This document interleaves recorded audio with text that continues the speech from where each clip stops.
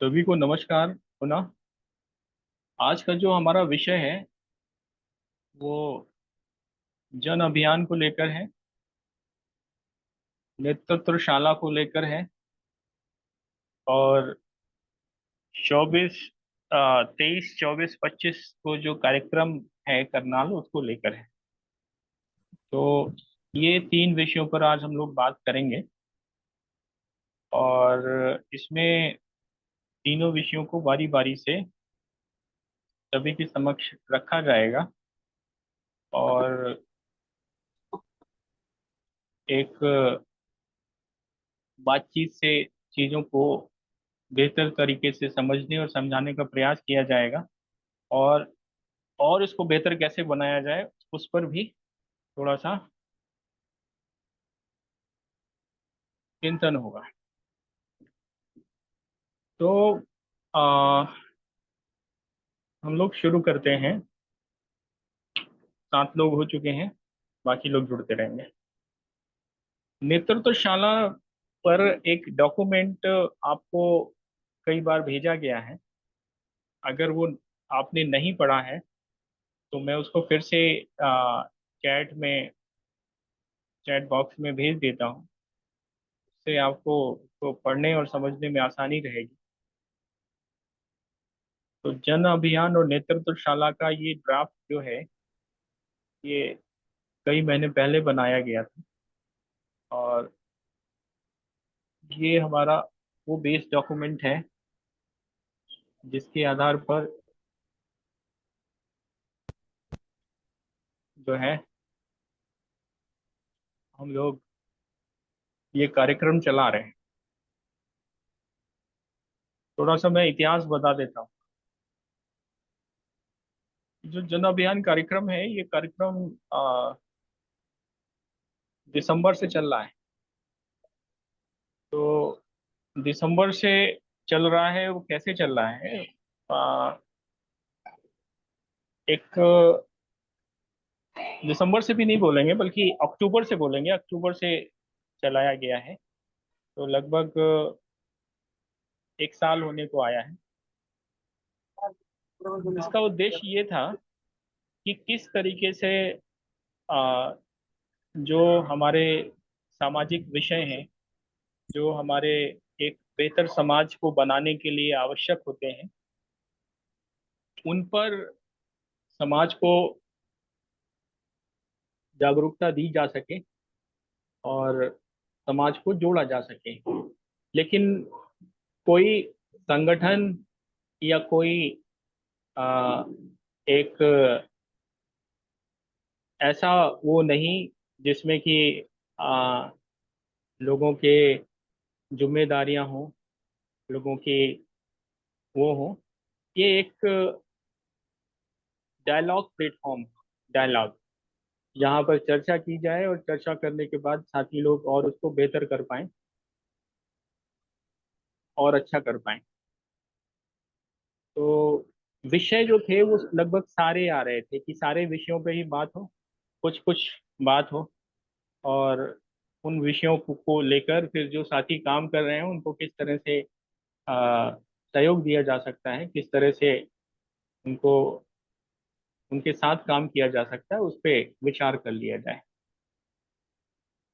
तो ये प्रक्रिया लेकर हम लोगों ने अक्टूबर में शुरू किया था और कुछ इसके पॉलिटिकल भी यूज केसेस बनाए।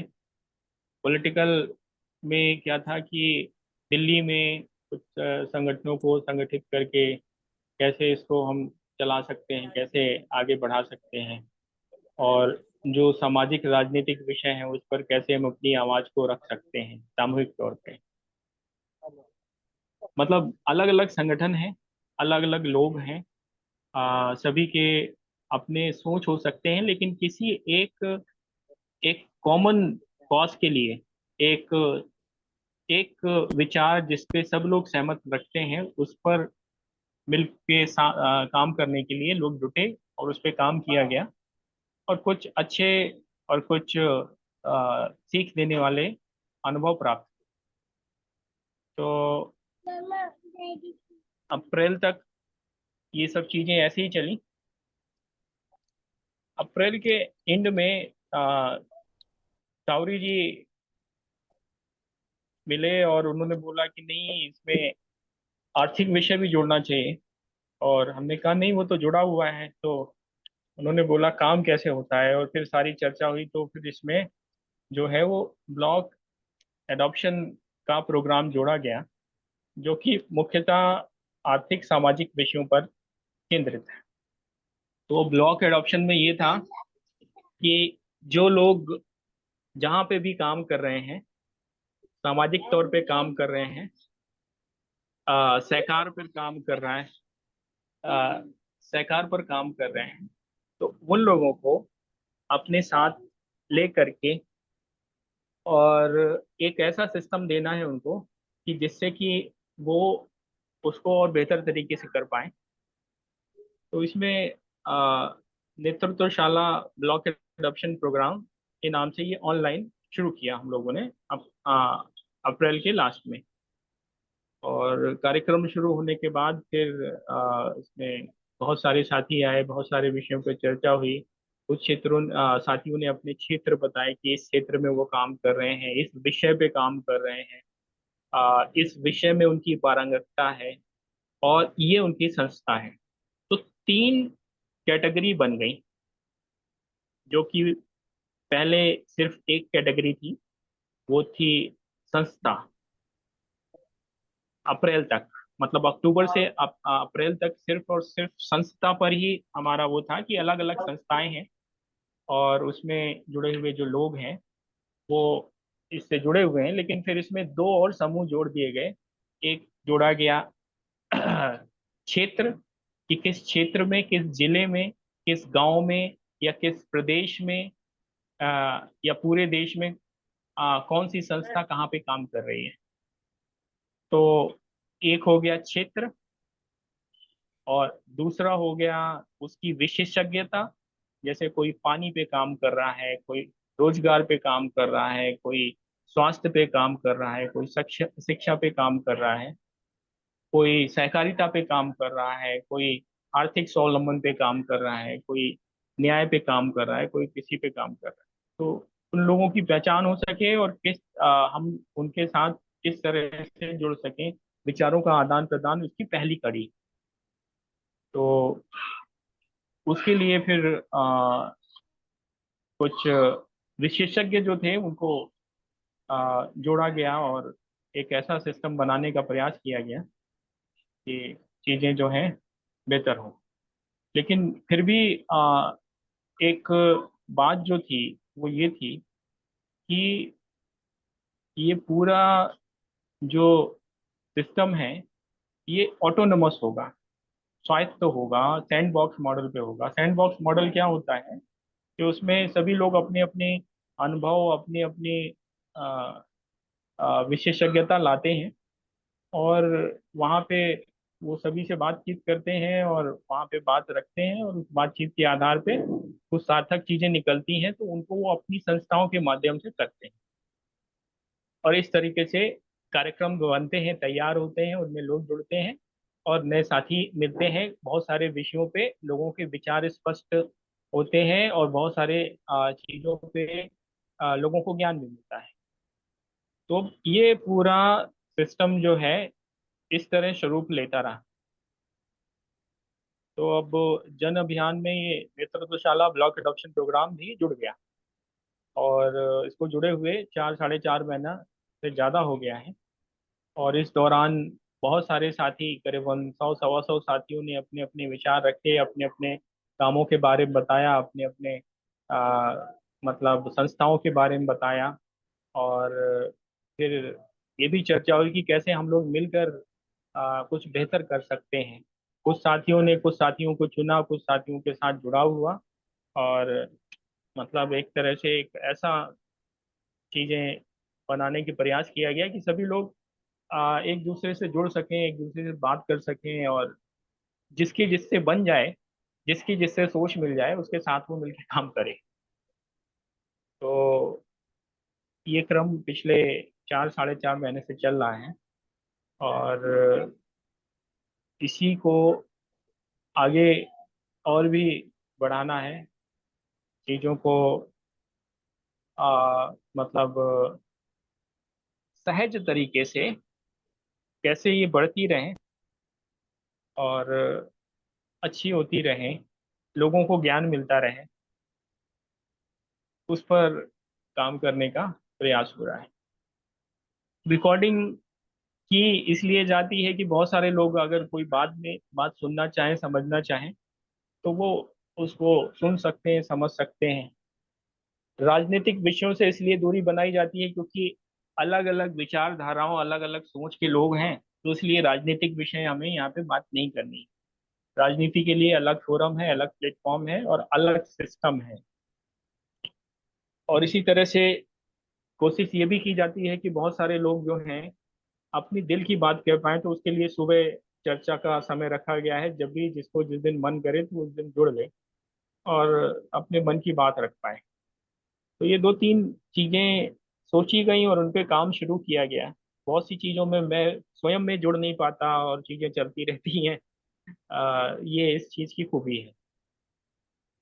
तो इसमें क्या है कि सहजता है और एक जिसके जो मन में आ रहा है वो उस हिसाब से चीजों को बढ़ाने में सहयोग दे रहा है और वो कर रहा है।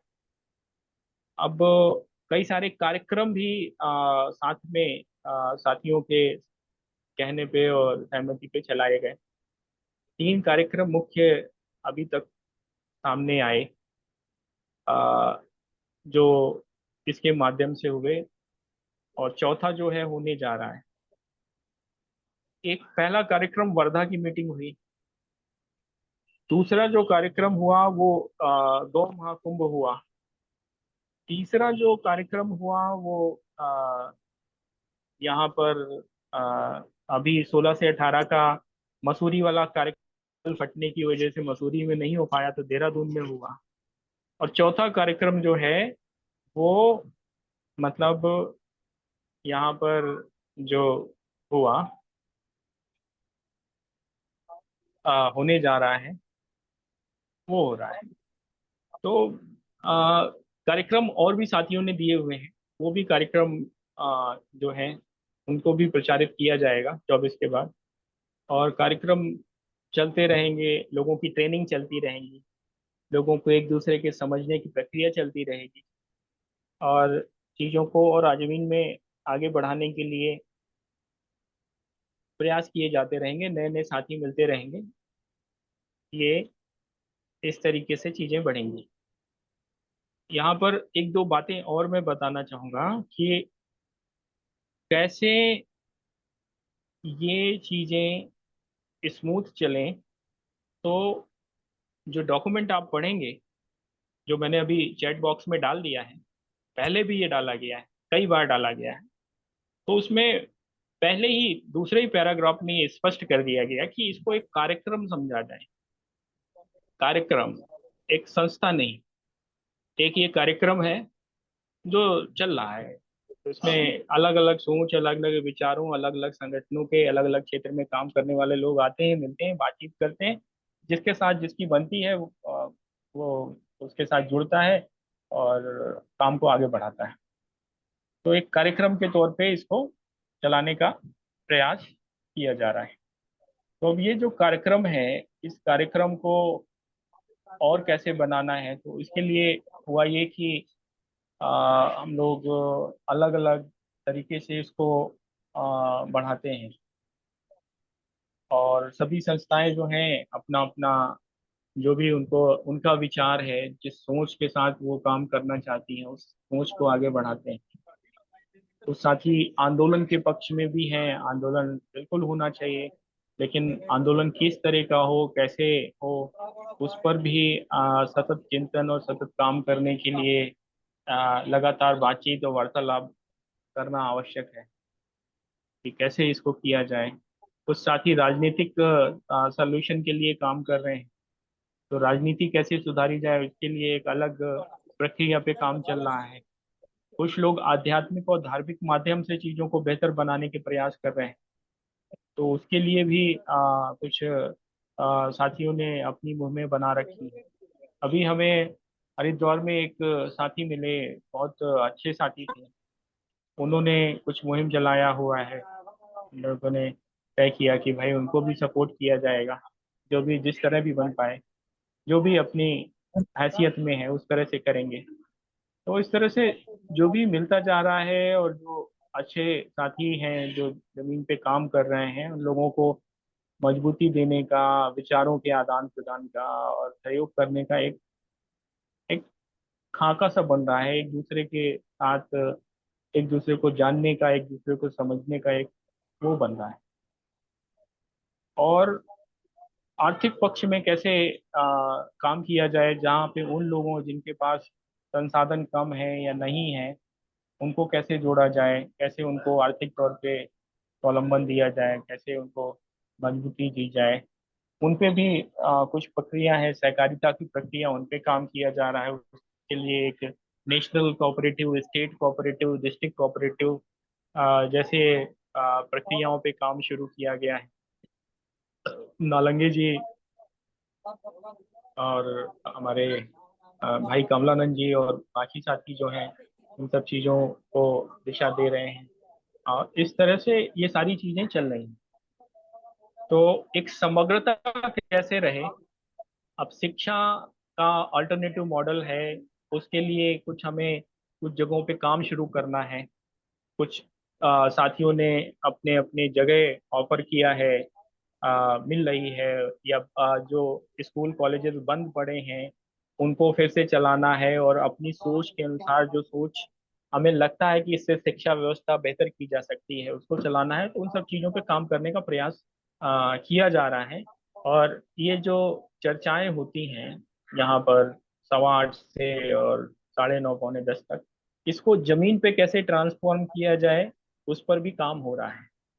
बहुत सारे साथी हैं अब काम में काफी व्यस्त हो चुके हैं, तो वो बहुत बार मीटिंगों में जुड़ भी नहीं पाते क्योंकि वो काम में लगे हुए हैं। तो हम सभी उसका समर्थन करते हैं। कई बार मैं भी नहीं जुड़ पाता क्योंकि मैं भी काम में लगा रहता हूँ। तो जो भी आते हैं उनका सहर्ष स्वागत है, और वहाँ पे उस दिन जो भी वक्ता होता है वो अपनी बात रखता है, और बात रखने के बाद नंबरों का आदान प्रदान होता है, और आगे का एक जिसके साथ जिसका ट्यूनिंग बन जाता है उसके साथ वो काम करता है, उसके साथ विचारों का आदान प्रदान करता है, और उनकी संस्था में जुड़कर उनको सहयोग करता है, या उसकी संस्था में वो जुड़ के सहयोग करते हैं, इस तरह से है। तो ये है, कुछ चीजों का और ध्यान रखा गया है, जैसे कि हम लोग कंपनीज को नहीं प्रमोट करते। हम लोग किसी भी कंपनी को नहीं प्रमोट करते, और अगर गलती से हो गया हो कभी, तो वो आगे रिपीट ना हो, उसका हम ध्यान रखते हैं।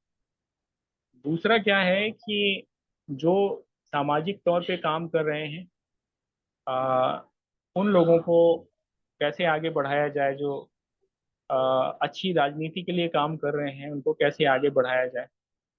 इन सब चीज़ों पे, इन सब लक्ष्यों को ध्यान में रखते हुए काम किया जाता है और किया जाने की कोशिश की जाती है इस कार्यक्रम में। तो मैं इसको थोड़ा सा डॉक्यूमेंट को पढ़ देता हूँ, क्योंकि आप लोगों को वैसे तो चैट बॉक्स में डाल दिया है, लेकिन फिर भी आप लोगों को मैं पढ़ के सुना देता हूँ।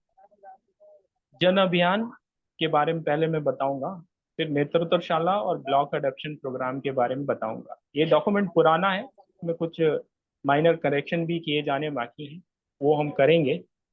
तो वो भी आप सभी के विचारों से किए जाएंगे। तो ये डॉक्यूमेंट का हेडिंग है जन अभियान भारत में समग्र सुधार के लिए आ, समर्पित कार्यक्रम। समग्र सुधार, समग्र सुधार का मतलब है कि जो कि आर्थिक, राजनीतिक, सामाजिक, शैक्षणिक और धार्मिक, आध्यात्मिक और आ, मतलब पर्यावरणिक और प्रौद्योगिक, हर विषयों को लेकर हो।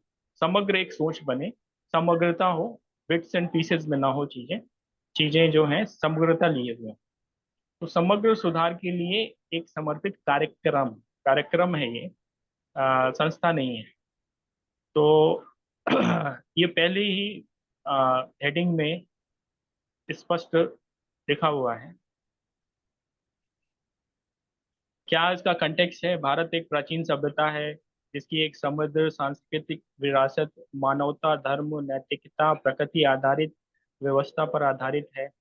व्यवस्था वर्तमान समय में देश अनेक प्रकार की कुव्यवस्थाओं और कुरीतियों से जूझ रहा है। तो ये जो कुव्यवस्थाएं और कुरीतियां हैं, इससे हमारा दर्शन और समाज और हमारी आर्थिक विसंगतियां और प्रशासनिक जटिलताएं और पर्यावरणीय चुनौतियां बढ़ी हैं। भारत जैसे विशाल देश जहाँ पे इतनी विविधता है, वहाँ के सामाजिक आर्थिक असमानताएं, भ्रष्टाचार, प्रशासनिक जटिलताएं आज हर जगह विद्यमान है। पर्यावरण का संकट है, तकनीकी में पिछड़ापन है, डिजिटल डिवाइड है। तो इस तरह के समस्याओं के समाधान के लिए एक जन अभियान एक समर्पित और व्यापक व्यापक प्रयास है। ये 5वीं लाइन में इसको लिखा हुआ है। जन अभियान कोई संस्था नहीं है, बल्कि हजारों हजार विभिन्न प्रकार के संगठनों का सामूहिक कार्यक्रम है। और सामूहिक कार्यक्रम का मतलब है कि वो सभी लोग अपने अपने विचार समय समय पे रखते रहते हैं और अपने विचारों से दूसरों को अवगत कराते हैं, और उसमें जिसको जो सूट करता है विचार, उसमें वो लोग जुड़ते हैं। इन सभी चुनौतियों के समाधान हेतु जन अभियान विभिन्न क्षेत्रों के सक्रिय संगठनों को एक सूत्र में बांध कर सतत विकास की दिशा में एकजुट करने का प्रयास कर रहा है। तो सभी लोगों को एक दूसरे से जब विचारों से जुड़ेंगे तो फिर वो जुड़ेंगे और फिर वो एक साथ काम करेंगे। इस उद्देश्य से काम किया जा रहा है। चाहे वो सामाजिक क्षेत्र हो, जन अभियान देश के विभिन्न क्षेत्रों, सामाजिक, आर्थिक, शैक्षणिक, स्वास्थ्य, पर्यावरणीय, कानूनी, धार्मिक, राजनीतिक संगठन को एकजुट कर और उनको साझा मंत्र देने का प्रयास कर रहा है कि ऐसे लोग जो कुछ अच्छा काम कर रहे हैं। और जो इसका सूत्र बनाया गया वो बनाया गया प्रकृति एवं मानव केंद्रित विकास, या प्रकृति एवं मानव केंद्रित मानवता, मानव नहीं, मानवता, मानव केंद्रित में गड़बड़ हो जाएगा, मानवता केंद्रित है ये। प्रकृति एवं मानवता मानवता केंद्रित विकास, या प्रकृति एवं मानवता केंद्रित व्यवस्था। तो उस लाइन पे काम करने का प्रयास किया जा रहा है।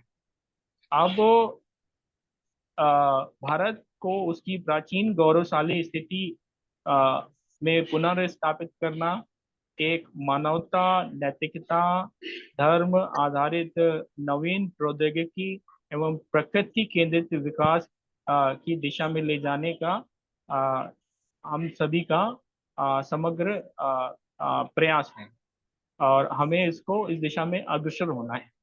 तो इसमें प्रौद्योगिकी भी है, नवीन प्रौद्योगिकी। कुछ साथियों का बात ये होती है, वो कहते हैं कि भाई यहाँ पे तो सिर्फ गाय गोबर गौमूत्र की ही बात होती है। तो नहीं, ऐसी बात नहीं है। उसके लिए जो नवीन प्रौद्योगिकी हैं, उन पर भी विषय रखे जाते हैं। जैसे साथी मिलते हैं वैसे उन पर भी बात होती है। लेकिन ये बोलते हुए मुझे बिल्कुल संकोच नहीं होता कि जो प्रौद्योगिकी क्षेत्र में काम कर रहे हैं वो ज्यादातर लोग बहुत ज्यादा मनी माइंडेड हैं, वो इस तरह के कार्यक्रमों में आना पसंद नहीं करते। तो उन साथियों की संख्या कम है। तो धीरे धीरे वो बढ़ेगी और कुछ चीजें और अच्छी होंगी। फिर इसका उद्देश्य क्या है? उद्देश्य पहले भी बताया और उसमें फिर से मैं बता रहा हूँ कि देश की वर्तमान कुव्यवस्थाओं का सुधार कर देश को सशक्त, न्यायपूर्ण, समृद्ध राष्ट्र बनाना है। कुव्यवस्थाएं मतलब जो व्यवस्थाएं मानवता और प्रकृति के लिए हितकर नहीं है, ऐसी व्यवस्थाओं के खिलाफ एक नई व्यवस्था बनाने का प्रयास करना। और साथ ही साथ उन पे जो वर्तमान की व्यवस्थाएं हैं उनके खिलाफ अपनी विचार रखना, अपनी आवाज रखना, और समय पड़ने पे वो एक विरोध के तौर पर भी दर्ज कराना हर स्तरों पर। ये इसका एक और पक्ष है। लेकिन जो इस तरह का काम भी करेगा वो भी कोई संस्था करेगी, वो जन अभियान नहीं करेगा, क्योंकि ये तो एक डायलॉग प्लेटफॉर्म है जहाँ लोगों जुड़ रहे हैं। और अन्य संस्थाएं जो अ, मतलब अवेयरनेस के क्षेत्र में, सुधार के क्षेत्र में, चाहे वो चुनाव सुधार हो, चाहे वो स्वास्थ्य व्यवस्था सुधार हो, चाहे वो शिक्षा व्यवस्था सुधार हो, चाहे वो राजनीतिक सुधार हो, चाहे वो न्याय व्यवस्था सुधार हो, चाहे वो पुलिस व्यवस्था सुधार हो या अन्य सुधार हो, जिसपे जो काम कर रहा है वो लोग जो है अपने अपने स्तर से, अपने अपने तरीकों से उनको आगे ले जाएंगे। और जो भी साथियों के साथ उनका पैचअप होगा और जो उस मुद्दों पे काम करना चाहते हैं या कर रहे हैं, वो मिल के उसको आगे बढ़ाएंगे।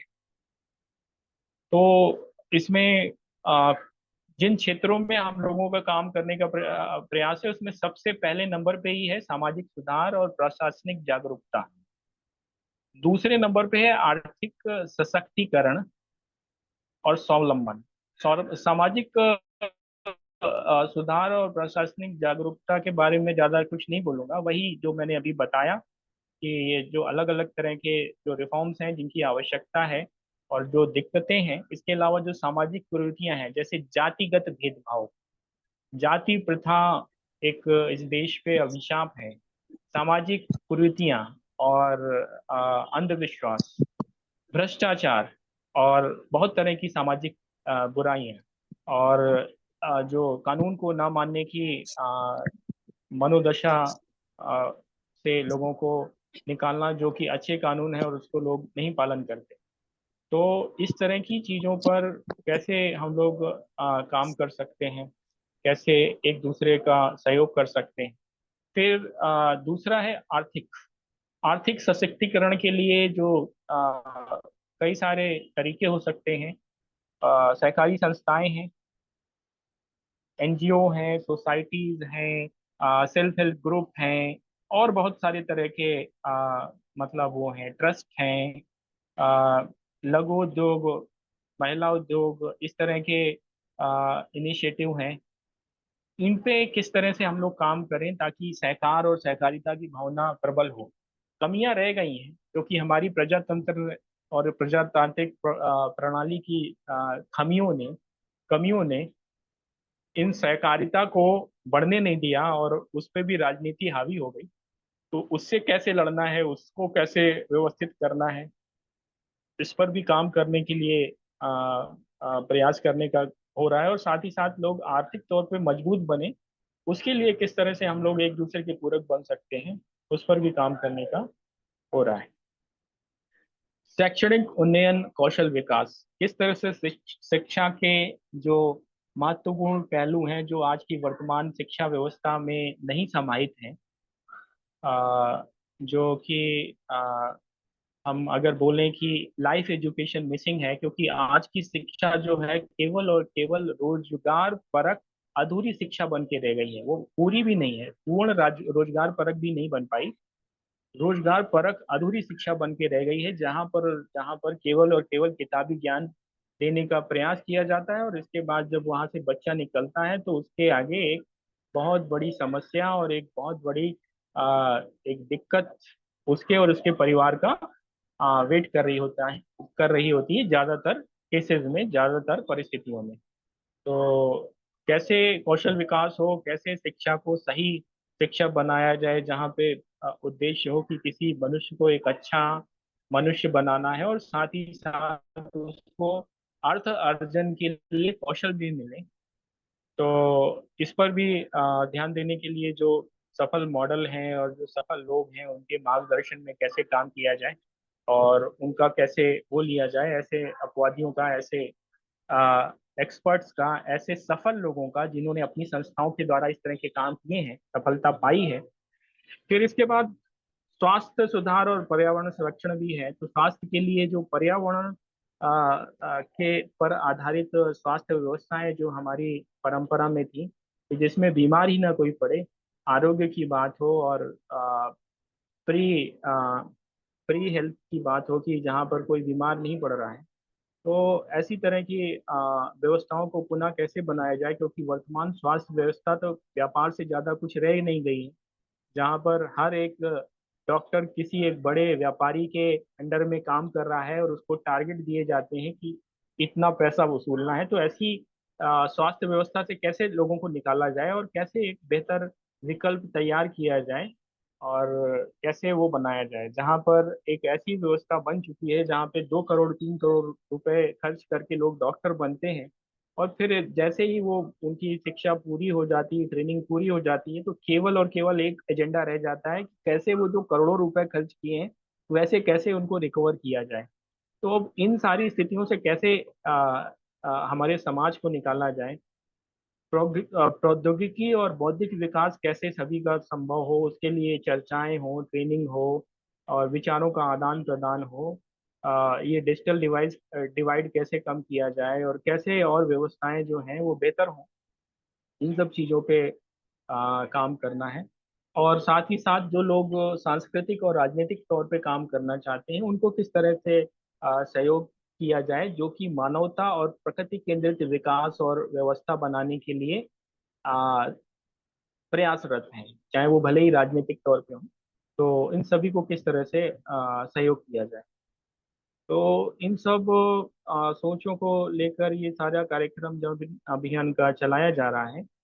और केवल आप इसको अगर एक लाइन में समझना चाहो तो लोगों को नेटवर्क करने का एक ये माध्यम है कि एक दूसरे से लोग कैसे जुड़ पाएं, कैसे एक दूसरे को समझ विकसित कर पाएं, उनके विचारों को समझ पाएं, नई चीजों को जान पाएं, और अपने को और निखार पाएं, अपने को बेहतर बना पाएं।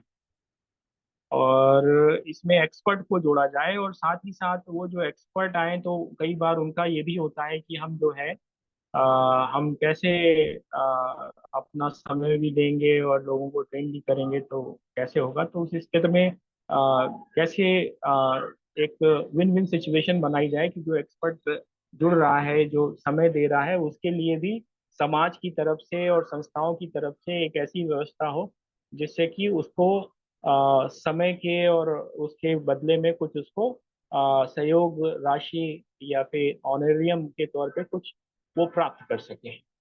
तो ये सभी पक्षों को ध्यान में रखते हुए ये बनाया गया ट्रेनिंग का पक्ष। फिर नेतृत्वशाला का मैंने पहले भी बताया कि यहाँ पर ब्लॉक एडॉप्शन कार्यक्रम जो है उसमें हम लोग दो तीन चीज़ों पे ध्यान रख रहे हैं कि लोग जो यहाँ पर चर्चाएं कर रहे हैं उसको काम में ट्रांसफॉर्म करें, जमीन पे उतारें, और करते हुए सीखें, और करने वालों से सीखें, जिन्होंने कर दिया उन लोगों से सीखें। एक दूसरे के बीच संवाद स्थापित रहे, और एक दूसरे के साथ नेटवर्क बनाएं और अपने काम को बेहतर करें, अपने अपने संगठनों को मजबूत करें, अपने अपने गतिविधियों को मजबूती से करें, और अपने अपने सोच के लोगों को चिन्हित कर उनके साथ जुड़ें, और जहाँ पे कमी आती है वहाँ पर जो एक्सपर्ट जुड़ रहे हैं उनके सुविधाओं का और उनके ज्ञान का लाभ ले सकें। तो ये कुछ चीज़ें और भी हैं, इसमें ऑनलाइन कार्यक्रम भी हैं और कई बार ऑफलाइन कार्यक्रम भी किए जाते हैं। तो ये इसका एक और पक्ष है नेतृत्वशाला का। तो ब्लॉक एडॉप्शन क्या है कि अब सारी चीजों को पिरोने का काम है, या लोगों को एक ऐसा वो देने का काम है कि जिसमें कि सभी लोग जान पाए कि कौन कहाँ पे क्या काम कर रहा है। इसमें ये बात का ध्यान रखा जाता है कि उसका मिसयूज ना हो, चीजें जो हैं उचित लोगों के हाथ में पहुंचे।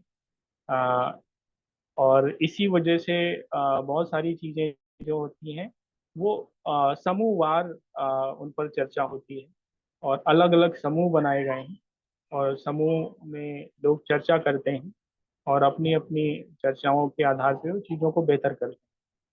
जो समूह बनाए गए हैं उसको कैसे व्यवस्थित करना है, कैसे चलाना है, वो समूह के लोग स्वयं निर्णय लें, अपने हिसाब से उसको चलाएं, बेहतर करें, और चीज़ों को एक अच्छे तरीके से चलाते हुए, अच्छे तरीके से वो करते हुए पूरे सिस्टम को आगे बढ़ाएं।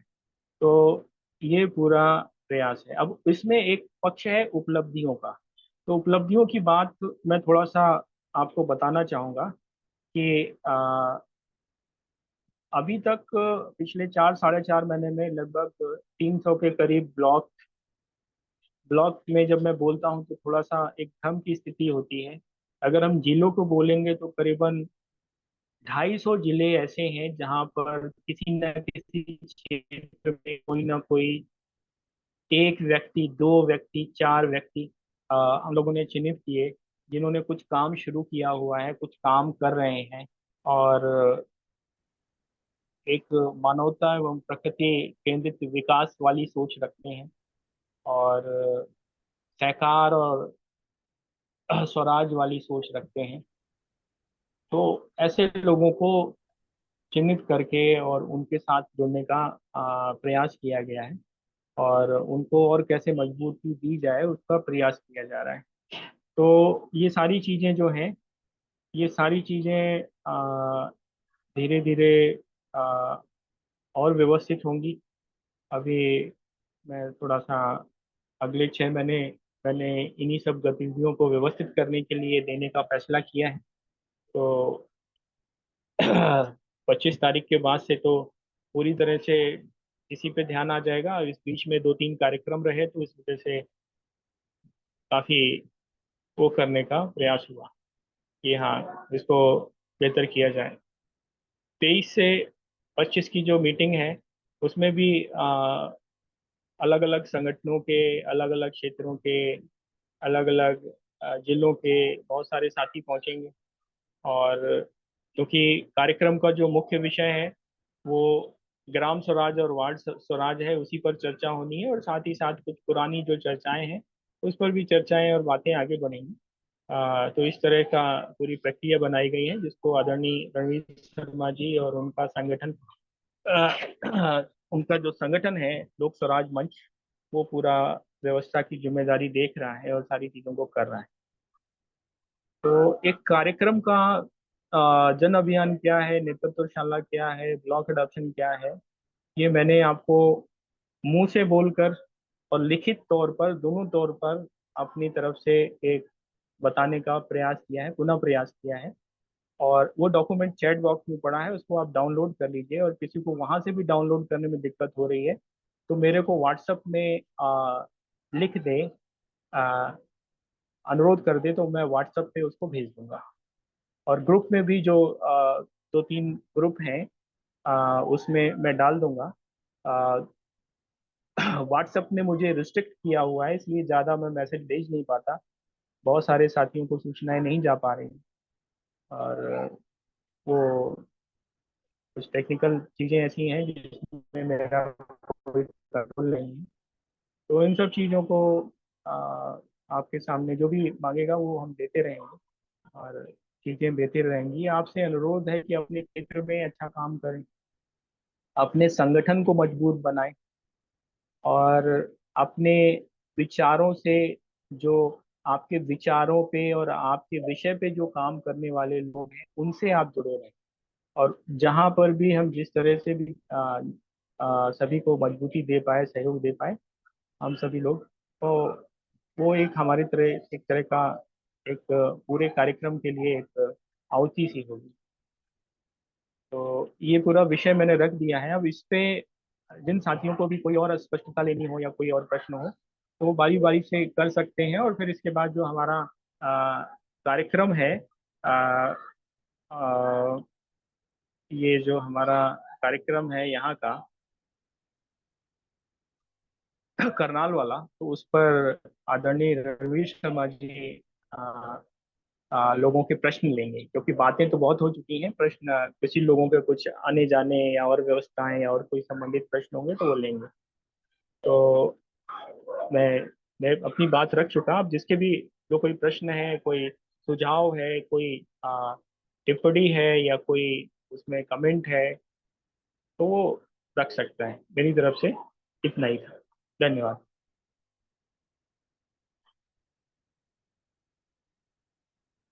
अपना मैं हैंड रेज कुछ करके। जी, श्री जी।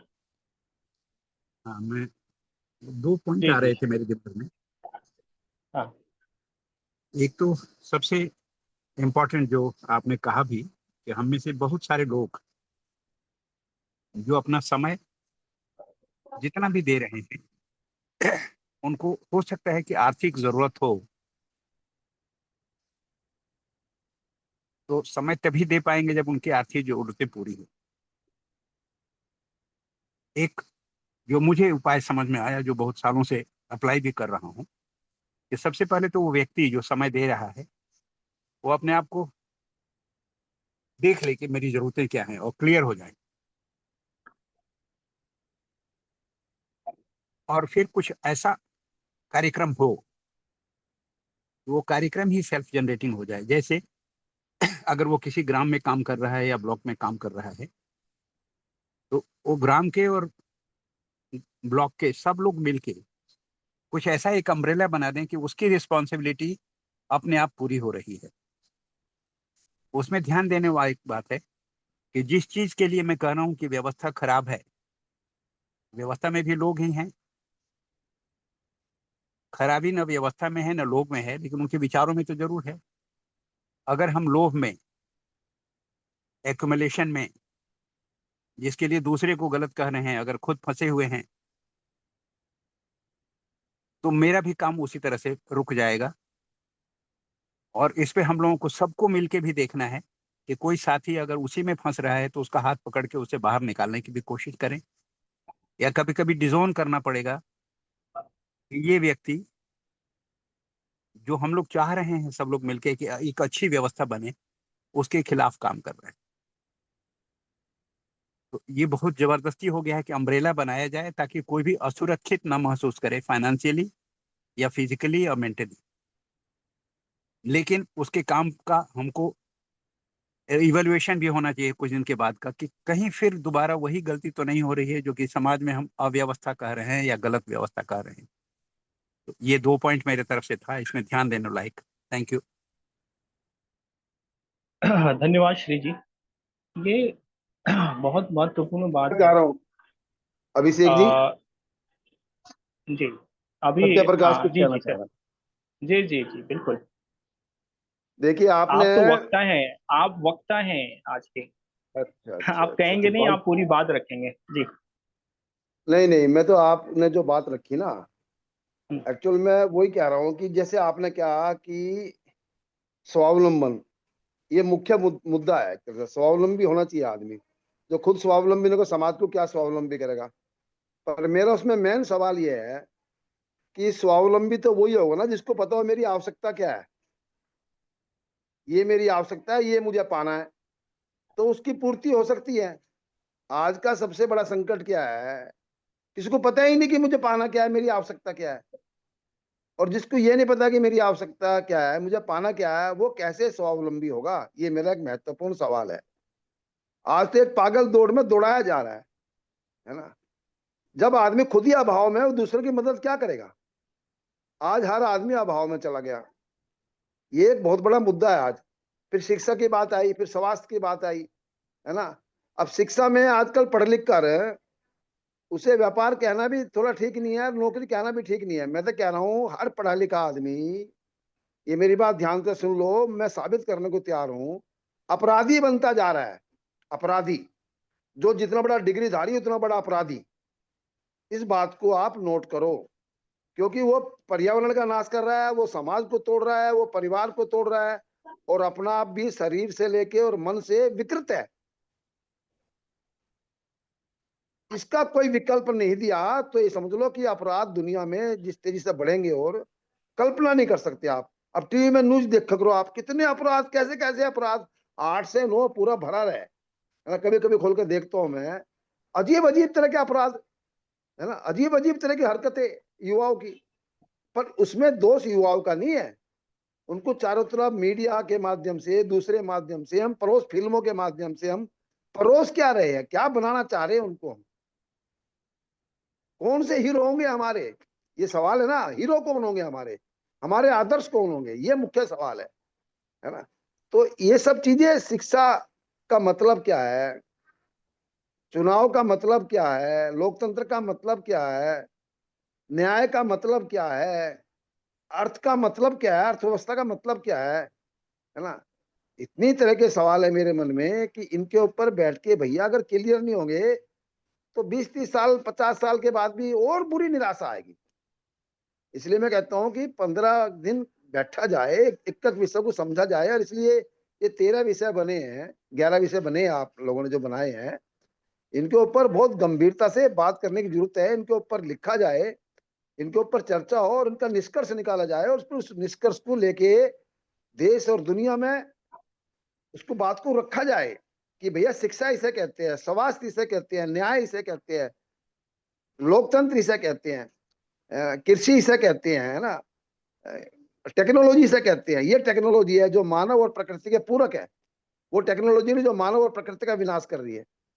अभी तो एक हुरदंगर भीड़ पैदा की जा रही है, भीड़, आस्था के नाम पे एक भीड़ पैदा की जा रही है ना। तो ये सब सवाल जो है ना, मतलब भावना बहुत अच्छी है हम सबकी, हम चाहते भी अच्छा है, पर जो व्यवस्थाएं जिस तरह चल रही है और जिस तरह चलाई जा रही है और उसमें पूरे मानव समाज को जिस तरह बढ़ाया जा रहा है, वो तो कहीं पहुंचने का दिख ही नहीं रहा कहीं भी। संयम, सादगी, सहयोग, पूरकता, ये जो मूल्य थे हमारे, त्याग, सेवा, फकीरी, ये जो मूल्य थे हमारे, वो तो सब धराशायी हो गए। केवल भारत और भारतीय संस्कृति की बात करते रहो। बात करने से क्या होगा, तोते बन जाएंगे, शिकारी आएगा जाल बिछाएगा।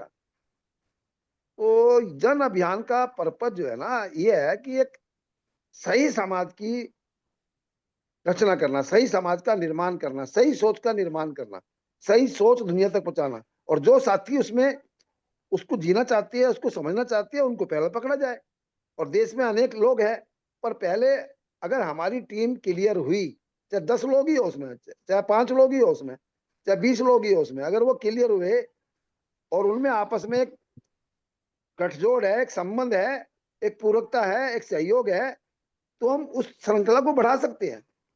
और नहीं तो थोड़ी देर बात रख के, अपनी भड़ास निकाल के, है ना, और हम चाह रहे हैं कि बहुत बड़ा काम हो जाएंगे। आजकल तो ऑनलाइन सुबह से लेकर शाम तक इतनी मीटिंगें चल रही है, इतनी मीटिंगें चल रही है, और मुझे लगता है कि हम सब मीटिंग में करके, और जो हमारे अंदर का विद्रोह है, जो अन्याय से हम परेशान है, हम उसमें उसके ऊपर कह के अपनी भड़ास निकाल के और बस शांत हो जाते हैं। जी कृष्णमूर्ति ने कहा कि इसको अंदर इतना पचाओ कि ज्वाला बन जाए, अग्नि बन जाए, इसको बाहर मत निकलने दो। ये बहुत बड़ी चीज है ना, जी कृष्णमूर्ति के शब्दों में कि इस ज्वाला को अपने अंदर ना पकाओ कि ज्वाला बन जाए, मतलब पूरा विस्फोट हो एकदम, इसमें से एक दिशा मिले। तो मुझे लगता है कि इसके ऊपर थोड़ा सोचा जाए। अब करनाल में बैठ के बात होगी, वर्धा में बात इसलिए नहीं रख पाया क्योंकि मेरा ही स्थान था, और फिर कहेंगे भाई सबने, सत्य प्रकाश ने उसको किडनैप कर लिया। पर 23 तारीख को बात होगी उसके ऊपर कि जन अभियान का मकसद क्या है एक्चुअल में। कैसे लीडर तैयार करना, कैसे व्यक्तित्व तैयार करना, और उनको कैसे चुना जाएगा देश भर में से। देश भर में से चुन सकती है, 2 साल का टारगेट पूरा बनाओ, और देश भर में से, मेरे पे दिमाग में कई योजनाएं हैं, मैं रखूंगा अगर आप समय देंगे वहां पर, तो उसको बैठ के फिर योजना पर ढंग से काम हो। और फिर हम 10 साथी चुने, 20 चुने, पर हम एक दूसरे के साथ अर्थ भी एक करे, जीवन भी एक करे, संकल्प भी एक करे, हो संकल्प समान समान, हो जन जन के हृदय समान, सबके मन में भाव समान, निश्चय समो कार्य समान। ये हमारी जो वैदिक प्रार्थना है, इसमें बहुत ताकत है। तो एक एक विषय को लेके गंभीरता से बात होनी चाहिए, उसकी पूरी योजना बननी चाहिए। कैसे चलेगी मीटिंग, कैसे, कौन उसका ऑर्गेनाइज की क्या भूमिका होगी, दूसरे मित्रों की क्या भूमिका होगी, कैसे सहयोग करेंगे एक दूसरे का। तो ये सब चीजें हैं। इसके अलावा भी मेरी बहुत से मित्रों से बात हो रही लगातार, ऐसे नहीं कि नहीं हो रही, और बहुत मजबूत मित्र जुड़ते भी जा रहे, है ना। तो ये सब चीजें क्लियर होनी चाहिए, बस इतना ही मेरा कहना है। धन्यवाद। जी, मैं श्री भाई और सत्य प्रकाश जी, दोनों लोगों के जो विषय आए दोनों कॉमन ही हैं। एक ही बात कही है, श्री जी ने अपनी तरीके से कही है, सत्य प्रकाश जी ने अपनी तरीके से कही। एक बात आई जरूरतें और कितनी जरूरतें, दूसरी बात आई सोच, और फिर वो संयम, त्याग और अस्तेय, अपरिग्रह, सत्य, अहिंसा, ये सारी बातें आ गई। ये हमारा समाज किस दिशा में जा रहा है, सोच कैसे बदल रही है, कैसे हमको काम करना है। मैं इसमें अपने विचार रखता हूँ, आप लोग इसको सुधारिएगा। देखिए, क्या है ना कि पहला तो ये मेरा व्यक्तिगत मत है कि ये जो भी गतिविधियां हैं, जितनी अभी तक की हमारी सोच बन गई है, उस सोच के साथ ही शुरू कर देना चाहिए। क्योंकि कई बार क्या होता है, सोचने सोचने में सालों निकल जाते हैं और चीजें वहीं की वहीं अटकी रहती हैं। जितनी सोच बन गई है उतनी सोच के साथ शुरू किया जाए। और इतने सारे विषय हैं कि कोई एक संस्था, कोई एक कार्यक्रम करने के लिए असमर्थ होगा, तो आ, मैं बताऊं, आ, बहुत सारी संस्थाओं की जरूरत पड़ने वाली है। जब हम लोग मीटिंग का इनविटेशन भेजते हैं तो उसमें कई सारी संस्थाओं का नाम लिख देते हैं, ये संस्था, ये संस्था, ये संस्था, ये संस्था, ये संस्था, और भी जो नाम देगा उसका हम जोड़ लेंगे। सभी संस्थाएं हैं, सभी का कार्यक्रम है, सभी की सोच है। और यहाँ से जो भी नए मित्र बनाएं, उनके साथ में मिलके काम करें और इसको बेहतर बनाएं। आ, मामला ये है कि ये सोच बदलना अपने आप में इतनी दिन ब दिन जटिल प्रक्रिया हो रही है। कल अभी मैं एक आर्टिकल पढ़ रहा था जिसमें हमें पता चला कि जो जेन जेड है, जो मतलब कि 2005 के बाद जिनका जन्म हुआ या 2000 के बाद जन्म हुआ, अलग अलग इनको नाम बता दिए गए। इनकी हालत ये है कि दिन में 4 घंटे से लेके और 12-12 घंटे तक, 14-14 घंटे तक ये लोग फोन में ही घुसे रहते हैं। इनको दुनियादारी से कुछ लेना ही देना नहीं है। इनको फोन में जो दिखाई दे रहा है वही इनको वो सच मान बैठते हैं। और अगर मैं ही अपने की बात करें तो दिन में मुझे भी कई घंटे फोन में देने पड़ते हैं, या अन्य लोगों की बात करें तो उनको भी देने पड़ते हैं। अब फोन में हम समय देते हैं तो कई बार फोन कॉल्स होती हैं या वो होती हैं, लेकिन ये बच्चे क्या करते हैं, दिन भर गाने, वीडियो, सोशल मीडिया, ये वो इधर उधर चीजें में देते हैं। तो सोच अब इनकी कैसे बदलेगी? ये तो एडिक्शन का शिकार हो चुके हैं, लत लग चुकी है हमारे नए बच्चों की। हमारी संस्थाओं में, हमारे कार्यक्रमों में नए लोग जुड़ क्यों नहीं रहे? हमारे सोशल इंस्टीट्यूशन कैसे कोलैप्स हो गए? कैसे हमारे कॉलेजेस के इलेक्शन खत्म हो गए? और जो भी बचे भी हैं तो वो भी वो पार्टीवाद और जातवाद में इतने बच के रह गए कि उसमें ही सारी नदी चली जाती है उन युवाओं की। सही और गलत की पहचान तक लोग हो रहे हैं। तो मेरा ये व्यक्तिगत मत है कि इसमें बहुत सारी संस्थाओं और बहुत सारी हजारों हजार लोगों की आवश्यकता पड़ने वाली है। इसको सेंट्रलाइज तरीके से बिल्कुल भी चलाया जा ही नहीं सकता, असंभव है। और अगर हम कोशिश करेंगे तो बहुत बुरी तरह फेल होंगे, क्योंकि सेंट्रलाइज जितना स्ट्रक्चर होता जाता है उतनी ही उसमें कॉम्प्लेक्सिटी आती जाती है, वो कॉम्प्लेक्स होती जाती हैं चीजें, और उसमें लोगों के व्यक्तिगत द्वेष और व्यक्तिगत आकांक्षाएं और व्यक्तिगत अहंकार सामने आने लगते हैं। तो सेंट्रलाइज तरीके से चलाना ही नहीं है इसको, तो जितनी ज्यादा से ज्यादा संस्थाएं बने, जितने से ज्यादा अच्छे अच्छे से अच्छा काम हो उस तरह से किया जाए। और इसको मतलब एक दूसरे के हम पूरक कैसे बने, कैसे सहयोगी बने, उसको ध्यान में रखते हुए हम काम करें। और फिर सोच की बात आई, तो सोच के लिए तो हमारे जो परंपरा है और हमारे संस्कृति में बड़ा काम हुआ।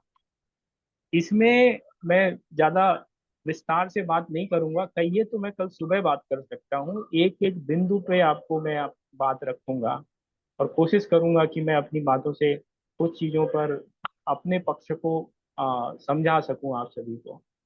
देखिए क्या है कि जो स्व अनुशासन है, जो अपने पे अनुशासन है, वो बड़ा महत्वपूर्ण यहाँ पर रोल प्ले करता है। और एक हमारे जो संस्कृति में एक पुरुषार्थ आधारित व्यवस्था की बात की गई, उसमें चतुर पुरुषार्थ बोले गए, 4 पुरुषार्थ बोले गए। वैसे उसको कुछ लोगों ने 3 और कुछ लोगों ने 2 भी बोला, लेकिन वो 4 पूर्णता की तरफ थे। तो उसमें धर्म, अर्थ, काम, मोक्ष के बारे में बताया गया। काम का मतलब सिर्फ काम वासना नहीं, बल्कि कामनाओं से संबंधित होता है, जिसमें कि क्या इच्छाएं हैं, क्या मन है, क्या बनना चाहते हैं। तो ये जो हमारी मतलब पुराने अ, समाज की परिकल्पना थी कि जिसमें व्यक्ति जो है वो धर्म आधारित अर्थ अर्जन करे। धर्म आधारित अर्थ अर्जन मतलब धर्म, अर्थ, काम, मोक्ष में धर्म आधार था और धर्म आधारित ही सारे काम थे। तो धर्म आधारित अर्थ अर्जन, तो अब धर्म जब आ जाएगा तो वहां पे सत्य भी आएगा, वहां अहिंसा भी आएगा, वहां पे मतलब कि त्याग आएगा, वहां करुणा आएगा, वहां पे अपरिग्रह आएगा कि जरूरत से ज्यादा संचय नहीं करना, वहाँ अस्तेय भी आएगा, वहाँ चोरी नहीं करना। तो ये सारा ब्लूप्रिंट तो दिया हुआ है। अब आज के दौर में या हम उन्हीं शब्दों का इस्तेमाल कर लें या नए शब्द गढ़ लें, ब्लूप्रिंट तो है। फिर धर्म आधारित अर्थ अर्जन के बाद है धर्म आधारित कामनाओं की पूर्ति, मतलब काम। ये पुरुषार्थ के ये जो चार पिलर हैं कि भाई अगर धर्म को ध्यान में रखते हुए व्यक्ति अपनी कामनाओं की पूर्ति करेगा तो कभी वो अंबानी बनने का सपना नहीं देखेगा, कभी वो अडानी बनने का सपना नहीं देखेगा, कभी वो सिकंदर बनने का सपना नहीं देखेगा, कभी वो तैमूर बनने का सपना नहीं देखेगा।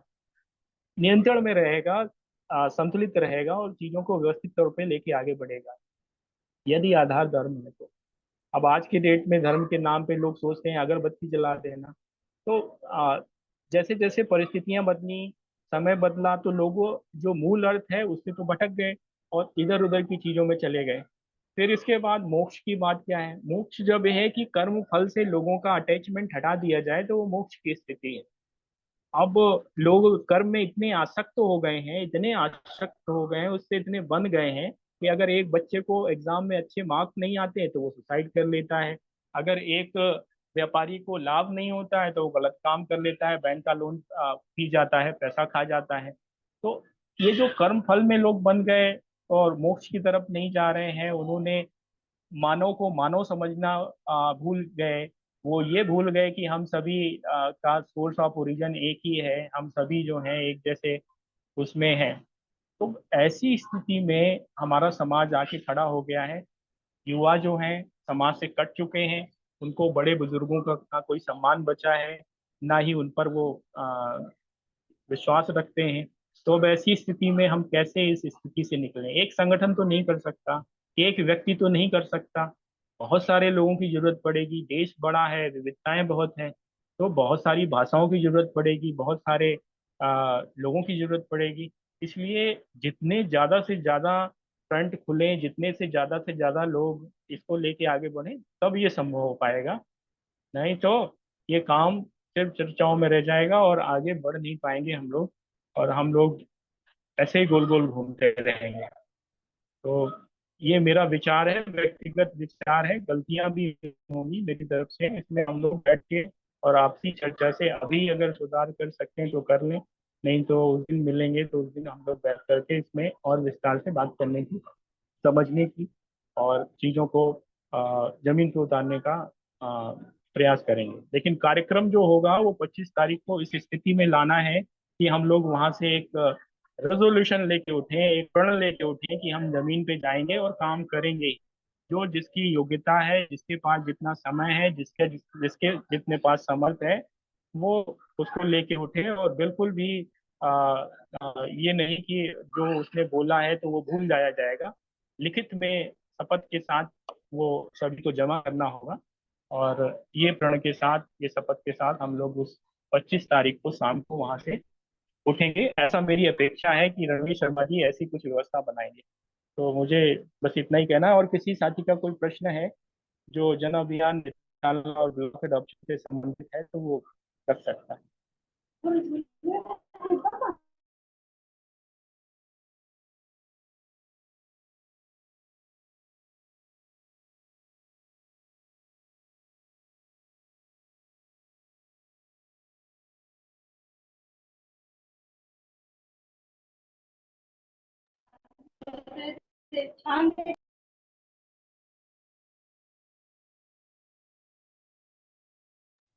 और किसी साथी को कोई बात रखनी है? नहीं तो मैं रणवीर शर्मा जी को आमंत्रित करता हूँ, वो आगे के कार्यक्रम को लीड लें और सत्य प्रकाश जी भी उसमें शामिल हों और कार्यक्रम को आगे बढ़ाएं। मैं अपनी बात रख चुका हूँ। धन्यवाद। आदरणीय रणवीर शर्मा जी, सत्य प्रकाश जी आगे आए और इसको कार्यक्रम को आगे बढ़ाएं। बहुत बहुत धन्यवाद अभिषेक भाई। तो जैसा आपने रखा जन अभियान के बारे में, बहुत सही आपने सबको क्लियर कर दिया कि जन अभियान क्या है और किस तरीके से ये चलेगा और किस तरीके से इसमें सब लोग काम करेंगे। और कोशिश करें हम 23, 24, 25 को जब करनाल में मिलते हैं तो वहां से एक रेजुलेशन पास करके चलें कि हमने काम इस तरीके से करना है, ये होगा, जरूर करेंगे।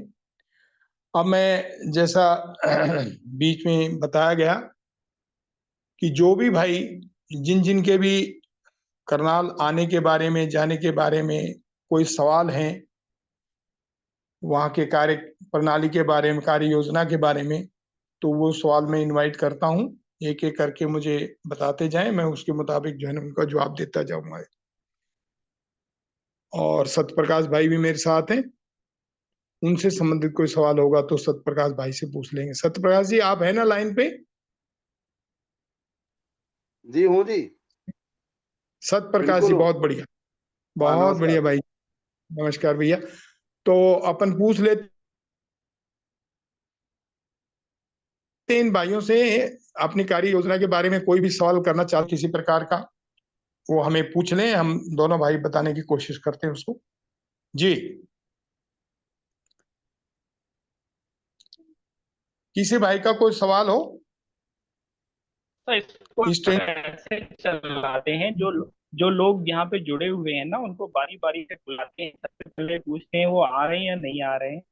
और इस तरह से हम लोग सभी 22 लोगों से पूछ लेंगे। तो मैं नाम लेता जाऊंगा और आप आमंत्रित करते जाएं। आचार्य विजय कार्यकर। मैं नहीं आ पा आचार्य रहा विजय हूँ, कार्यकर। नहीं आ पा रहा मैं। अच्छा। हाँ, उनका मैं मैसेज आज हमारे पास कोई ठीक। और ये किसी जो अभी दूसरे। चर्चा हुई जी, दूसरे दूसरे साथी हैं, आ, आ, आ, अलका नार्वेकर ईरानी जी। अलका जी तो नहीं आ पाएंगी, मुझे मालूम है। अलका जी कुछ बात रखनी है कार्यक्रम को लेके, कुछ विषय को लेके। आदरणीय अलका जी।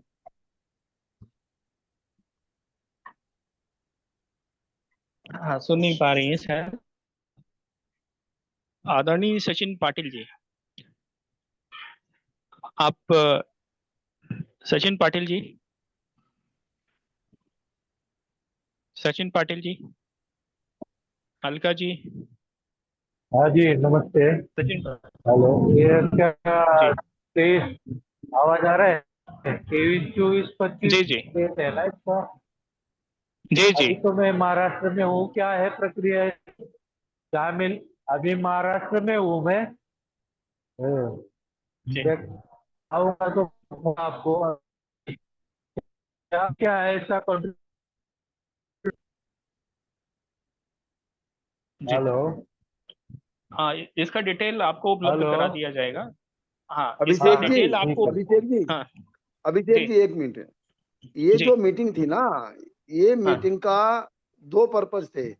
23 तारीख को उन लोगों को बुलाया जो कि 11 समितियां हैं, उनके संयोजक और सह संयोजक है, जिन्होंने जिम्मेवारी ली है ना, उनको बुलाया। और दूसरा, जिनको ग्राम सभा से ग्राम स्वराज्य में रुचि है, या उसको समझना चाहते हैं या उसको समझाना चाहते हैं, है ना। इसलिए सब लोगों से वो अपेक्षा करना कि वो वहां पहुंचे, मुझे लग रहा कि वो उचित नहीं है। बस इतनी बात कहनी है मुझे आपको दिमाग जी जी। में। रणवीर जी शर्मा जी तो शायद जो मेरी बात से सहमत होंगे। यही डिसाइड हुआ था सत्यप्रकाश भाई कि भी जो अपनी समझ को बढ़ाना चाहते हैं ग्राम स्वराज्य की अवधारणा और उसकी व्यवहारिकता के ऊपर, तो हाँ वो लोग हाँ जरूर पहुंचे इस ट्रेनिंग प्रोग्राम में और इसका लाभ उठाएं। और जो अपने गांव में काम करना चाहता हो, ब्लॉक में करना चाहता हो, उनका भी बहुत बहुत स्वागत होगा। जो विशेषज्ञ होंगे हमारे, जो अपने अपने कार्य क्षेत्र में जिनकी विशेषता है, जैसे अपना शिक्षा के बारे में है, चिकित्सा के बारे में है, या गौशालाओं के बारे में है, या सहकारिता के बारे में है, वो लोग सब अपना अपना विषय रख देंगे और बताएंगे कि हम ग्राम स्वराज्य या ग्राम सभा में आपने उसको धरातल पे कैसे आप लोगों की मदद कर सकते हैं, लोगों की गांव के अंदर, जिससे कि उनको अपने जीवन शैली के अंदर एक शासन प्रशासन मुक्त सिस्टम गांव का बन सके और अपने निर्णय लें और अपने स्वावलंबन करें। और जो भी उनकी समस्याएं हैं उनका समाधान गांव लेवल पे निपटा लें। तो ऐसी व्यवस्था की अवधारणा जो है ना ग्राम स्वराज्य की हम करने जा रहे हैं, बताने जा रहे हैं, ट्रेनिंग देने जा रहे हैं, तो उसी के लिए सबका हम स्वागत कर रहे हैं। और बाकी अगर उसका कोई इंटरेस्ट नहीं है ग्राम स्वराज्य की अवधारणा सीखने के बारे में या समझ बढ़ाने के बारे में, या वो कुछ समझाना चाहता है ग्राम स्वराज्य का, तो उसका भी बहुत बहुत स्वागत हो। धन्यवाद जी। अभिषेक भाई, अभिषेक जी। जी जी जी। हाँ। जो भी और अन्य साथी हैं, जो भी जिसके जो विचार हैं वो रख सकते हैं, और जो लोग पहुंच रहे हैं वो बता दें। किसी का कोई प्रश्न है तो वो रणवीर शर्मा जी और सत्य प्रकाश जी से कर सकते हैं। अभी जो आदरणीय सत्य प्रकाश जी भाई साहब ने कहा है, वह बहुत ही अच्छे तरीके से समझाया है, और आदरणीय श्री जी ने और आपने। बस अब हम सभी लोगों के अंदर भी उत्सुकता है कि कार्यक्रम में जल्द से जल्द पहुंचें और अपने ज्ञान को बढ़ाएं और उस ज्ञान को समाज, राष्ट्र, विश्व कल्याण के लिए भेजें। धन्यवाद।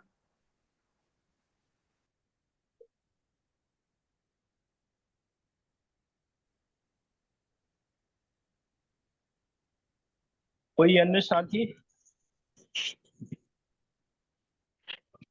नितिन किशोर जी।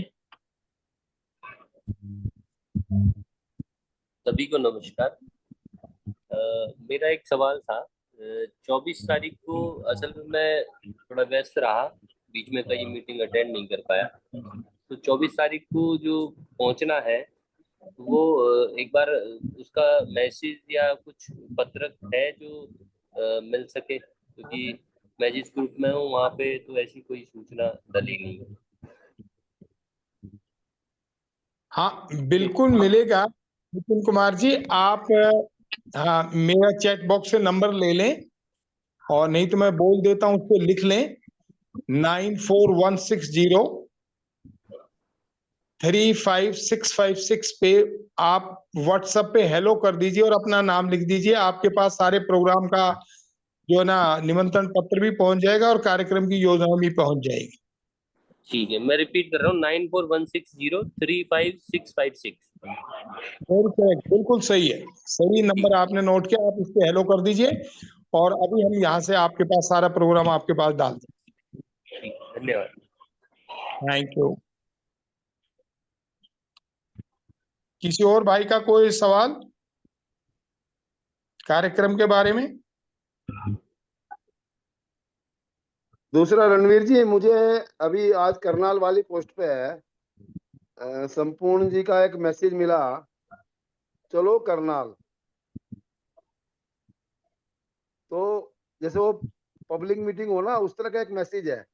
तो कहीं मतलब उसको पढ़ के बहुत सारे लोग ना जाए, क्योंकि ये विशेष उन्हीं लोगों के लिए है जिनको की इस अवधारणा को समझना है।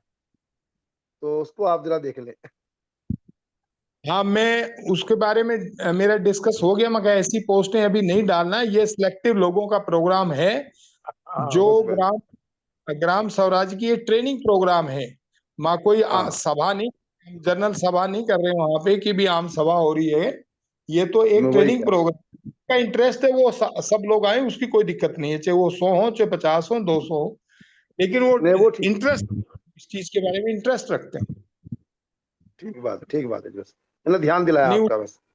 आज मेरे ख्याल डिलीट कर दिया होगा, नहीं तो मैं भी चेक कर लेता हूँ, उसको डिलीट करवा देता। किसी और भाई का कोई सवाल? अभिषेक जी, देखिए आपके पास कंट्रोल है, मेरे पास पता नहीं आवाज जा रही कि नहीं जा रही लोगों के पास, एक बार पूछ लीजिए आप। मैं नाम ले लेता हूँ सभी। हाँ, जी ले दी। हाँ, जी जी, मैं सभी के नाम ले लेता हूँ। भास्कर पाटिल जी, देवदत्त गंगवार जी, डॉक्टर सुभाष नालंगे जी, जीवन चंद्र प्रीति जी, जीवेश पांडे जी, अ, ओमेंद्र जी, प्रदीप जी, प्रेमानंद महाराज जी, रियलमी 7 प्रो, रोजी रानी जी, श्री जी, सुमेर सिंह जी, ललित पंत जी, सुशील खन्ना जी, दीपक अग्रवाल जी और अन्य साथी। अगर किसी का भी कुछ 23, 24, 25 के कार्यक्रम से संदर्भ में कोई प्रश्न हो या कुछ यात्रा से संबंधित वो जानकारी चाह रहे हो, तो आप पूछ लें, रणवीर शर्मा जी और सत्यप्रकाश जी उसका जवाब देंगे।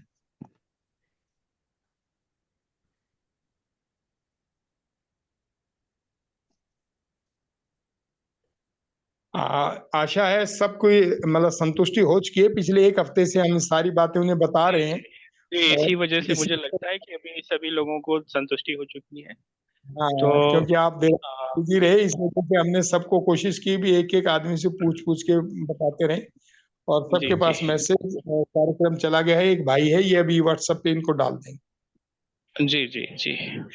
तो आप सभी का बहुत बहुत धन्यवाद। और ये जो कोई भी जन अभियान नेतृत्वशाला ब्लॉक अडॉप्शन से संबंधित कोई भी प्रश्न है और उसको डॉक्यूमेंट नहीं मिला है तो वो मुझे व्हाट्सअप करे। मैं भी अपना नंबर डाले दे रहा हूँ, तो वो यहाँ से मेरे से ले सकता है।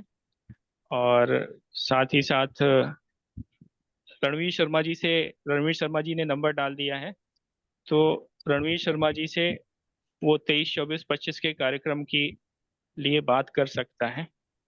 तो आज की मीटिंग फिलहाल इतनी ही, और कल जो है हम लोग एक नए विषय के साथ बैठेंगे। कल संडे है, तो सोच पर हम लोग बात करेंगे, क्योंकि एक सोच बहुत महत्वपूर्ण विषय है। तो कल सोच पर चर्चा होगी, और हमारा प्रयास ये रहेगा कि रविवार को हम सोच पर जरूर बात करें, क्योंकि ये सोच जब तक नहीं बदलेगी तब तक चीजें समग्र रूप से बदलेंगी नहीं। तो कल 8:15 बजे हम लोग मिलेंगे, और सोच क्या है, कैसे बदली जाए, उस पर चर्चा होगी। वक्ता कौन होंगे और बाकी जानकारी आपको दे दी जाएगी। समय हो चुका है, कार्यक्रम का समय हम लोगों ने और भी कम कर दिया है, 9:30 बजे तक ही है। वो जरूरत पड़ने पे बढ़ाया जाएगा 10-15 मिनट, अन्यथा 9:30 बजे तक ही हम लोग इसको खत्म करेंगे, क्योंकि बहुत सारी चीजें होती हैं जो साथियों को करनी होती हैं, और क्योंकि अब काम शुरू हो चुका है, लोग काम में लग चुके हैं, तो हमारा ये प्रयास अब हो रहा है कि कम से कम समय में अपनी बात रखते हुए और काम पे ज्यादा चर्चा हो। तो आप सभी ने समय दिया, इसके लिए धन्यवाद। और नंबर रणवीर शर्मा जी का और मेरा डाला जा चुका है। सत्यप्रकाश जी से मेरा अनुरोध है, सत्यप्रकाश जी आप भी अपना नंबर डाल दें, ताकि कोई साथी अगर आपसे संपर्क करना चाहे तो वो आपसे भी कर ले। और कल 8:15 बजे मिलते हैं, और किसी को और किसी विषय पे चर्चा करनी हो तो सुबह के कार्यक्रम में मिल सकता है। सुबह कई बार मैं शामिल नहीं हो पाता, लेकिन फिर भी आ, हमारे और वरिष्ठ साथी रहते हैं, तो वहाँ पे कई सारी चीजों पर चर्चा हो सकती है ठंडे दिमाग से, शांतिपूर्वक। श्री जी रहते हैं, बाकी साथी रहते हैं, तो हो जाएगी। सभी सोने को से बहुत बहुत पहले धन्यवाद, सिग्नल शुभ दो ना। रात्रि। अभिषेक अभिषेक हेलो, जी जी, बोलिए। रिकॉर्डिंग हाँ हाँ, रिकॉर्डिंग ऑफ बोलिए करो। श्री जी। मैंने कहा जी पहले जी, रिकॉर्डिंग ऑफ मैंने करो। आपका। हाँ। मैंने ये जी कहा कि आज सोते समय ये संकल्प लेके कि कल मिलेंगे चिंतन शिविर में,